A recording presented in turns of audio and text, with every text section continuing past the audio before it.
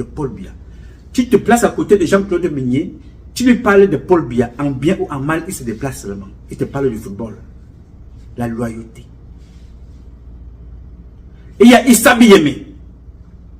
Lui aussi, là, son fils, là, un officier qui a volé d'ailleurs de l'argent il n'y a pas très longtemps. Voilà des gens. C'est-à-dire, ton père est dans l'environnement du président. Il a fait de toi officier. Mais tout ce qui te reste à faire, c'est aller braquer les caisses de ton père à la maison, voler de l'argent. Mais le père ne peut pas parler de ça. Parce que lui, on lui posera la question. Ah, Modjan, tu fais quoi avec autant d'argent à la maison? Voilà donc à quoi est-ce que mes parents bêtis ont servi. Neveu de Chantal Biya, cousine, nièce, éloignée, tante.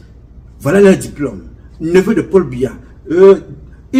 Tout ça, c'est pour aller braquer les caisses de l'État, rançonner des personnes, trafic d'influence, intimidation, manipulation, chantage. Neveu de Paul Biya. Vous avez vu la nièce de Paul Biya qui s'est levée tout récemment pour dénoncer un bandit avec l'histoire de banane. Après, pour venir nous narguer, ils sont venus main dans la main. Voilà à quoi ils nous ont servi. Mais, quelques mois plus tard, Ferdinand Gongo écrit une lettre pour chasser celui qu'on appelle Vondo Assam Bonivan d'un site minier. N'est-ce pas? Je vous fais ce parallèle-là pour vous amener quelque part. On chasse le neveu de Paul Biya de son diplôme, neveu de Paul Biya, des sites miniers. Mais pour donner les sites miniers au Cameroun à des Chinois à qui ils ont donné la nationalité camerounaise. Vous voyez un peu? Lui, son diplôme, c'est le neveu. Les autres, ils prennent la nationalité, ils donnent aux étrangers. Et on les donne les sites miniers du peuple camerounais. Et vous allez vous attaquer aux Bamileke. Les Bamileke vont s'attaquer aux Bétis. Pendant ce temps, ce sont les Chinois qui viennent s'empiffrer. Est-ce que ça, sont les premiers? Souvenez-vous de l'affaire Glencore. Oui, alors les affaires de corruption au Cameroun ces dernières années, on en a énormément. On a l'affaire Covid-Gate, il y a ces affaires de Ligue 94, il y a le scandale du complexe sportif d'Olembe, vous avez certainement entendu parler de cette affaire, et Glencore, tiens. Glencore, et même le stade de Garoua. De Garoua. Alors, Glencore, tiens, Glencore c'est pratiquement votre dossier, et là encore, vous avez énormément... je suis sur le dossier Glencore depuis 2018. Alors, parlez-nous du dossier Glencore.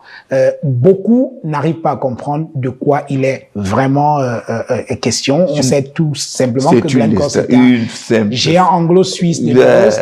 De quoi s'agit-il et quel est le lien avec le Cameroun? C'est une simple affaire de pot de vin. C'est pas compliqué. Oui. Je tombe sur ce dossier en 2018. Oui. Dans un journal anglais, où Glencore refusait de remettre certains documents. Et j'ai lu que Glencore était suspecté d'avoir versé de pots de vin à plusieurs pays africains. Je me suis dit, tiens, le Cameroun, Glencore est ici. Dans où on parle, il a son siège à Douala. Il a, je crois, des blocs qu'il exploite. Je me suis dit, ça c'est intéressant. J'ai commencé à suivre ça. Je t'en ai pas parlé, parce que bon, on a dit des États africains. J'ai donc commencé à suivre, petit à petit. Et puis, les Américains, les Anglais, ont réussi à retourner l'ancien employé de Glencore. De Glencore, oui. Qui a donc tout dévoilé. Voilà donc. Glencore, pris au piège, a donc changé tout son personnel, dirigeant, toute l'équipe dirigeante, n'est-ce pas? Et maintenant, je dis être un nouveau Glencore. Ça, j'ai mes doutes là-dessus. Mais en tout cas, en ce qui concerne le Cameroun,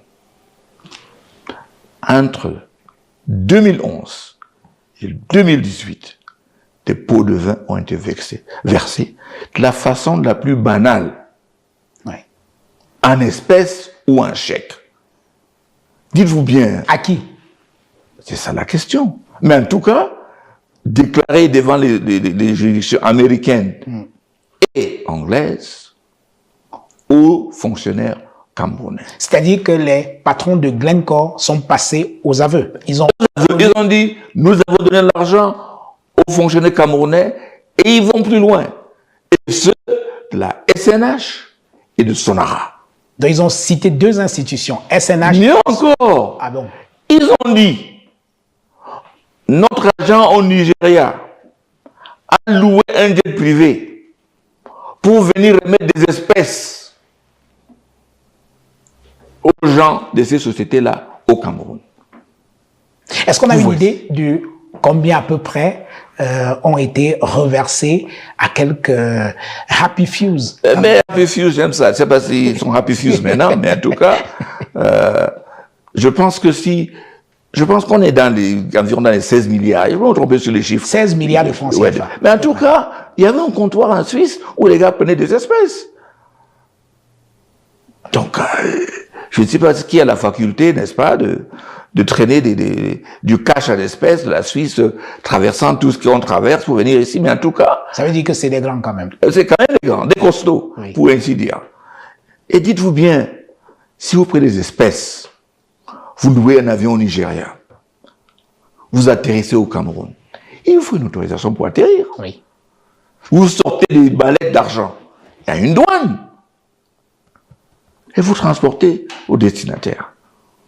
Comment ça s'est passé? Qui sont les gens?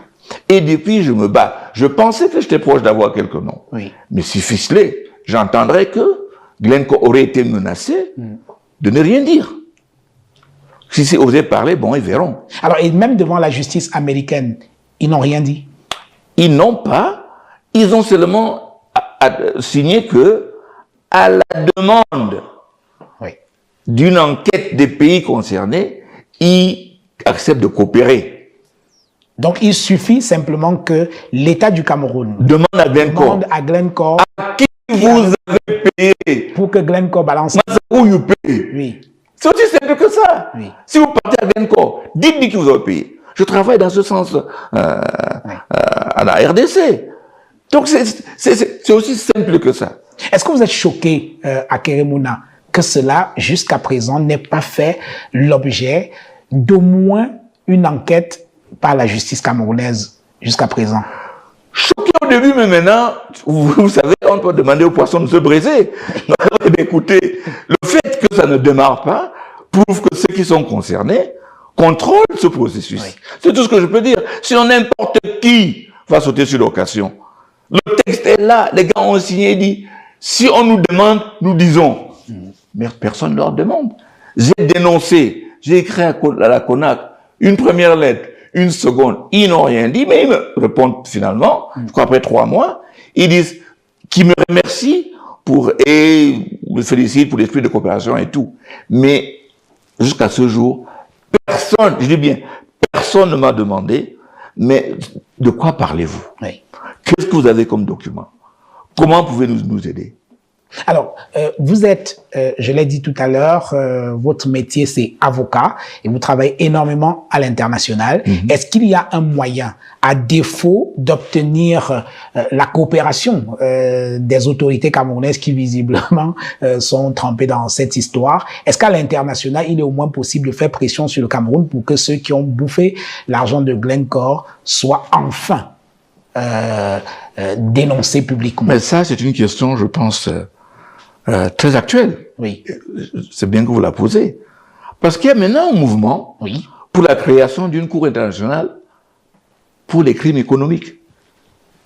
Oui. Cette instance, et ça ne va pas mettre du temps, hein, cette instance à lui pourra, n'est-ce pas, débusquer ces personnes qui pensent se cacher. Donc, à défaut d'être... Ça ne sera pas aujourd'hui, ça ne sera pas demain, mais ils ne vont pas se cacher longtemps. Oui. Ils ne vont pas se cacher parce que c'est impossible. Et puis aussi pour notre pays quand même, cher ami, que on raconte dans la presse, comme en Amérique latine, Oui. chez les vendeurs de drogue, De drogue, oui. qu'on vienne avec des espèces pour payer des gens, pour avoir des marchés. C'est quand même gros, hein. C'est quand même gros. C'est quand même gros. Moi, je suis maintenant en train de chercher à voir les dates où les avions sont arrivés. Si j'ai ça, je vais commencer à voir qui a obtenu l'autorisation. Et si j'ai ça, On va petit à petit, je crois qu'on va recouper. On va trouver quelqu'un qui était là, qui a su, parce que c'est quand même beaucoup d'étapes, beaucoup d'intervenants pour que ça puisse rester caché. Dans l'affaire Glencore, Maître Akeremouna a de nouveaux éléments.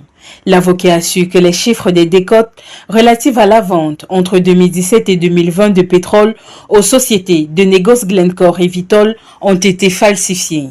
En effet, alors que la Société nationale des hydrocarbures SNH indique aujourd'hui avoir fait respectivement des rabais de 35 et 15% au cours de ces transactions avec Vitol et Glencore, Maître Akeremouna crie à l'ANAC, car dans le rapport entre les mains de l'Initiative pour la transparence dans les industries extractives ITIE, il est fait mention de 70% pour Vitol et 30% pour Glencore. Voilà les fameux 30% dont je parle tout le temps. Quand je repars maintenant, si vous partez sur le site aujourd'hui, 15%. Les accusations de l'ancien bâtonnier reposent sur la modification des données répertoriées sur le site de l'entreprise. Si moi je n'avais pas eu les captures d'écran en septembre de l'année dernière, ben, tout ce que j'aurais à voir, c'est parti sur le site avec les chiffres d'aujourd'hui. Mais c'est les captures d'écran qui m'ont mis sur la piste qu'il y a eu un changement dans les chiffres des décotes qui ont été publiés. Au cours de son enquête réalisée grâce à un logiciel d'archives, l'avocat a su que les modifications ont été opérées les 11 et 13 juin 2024.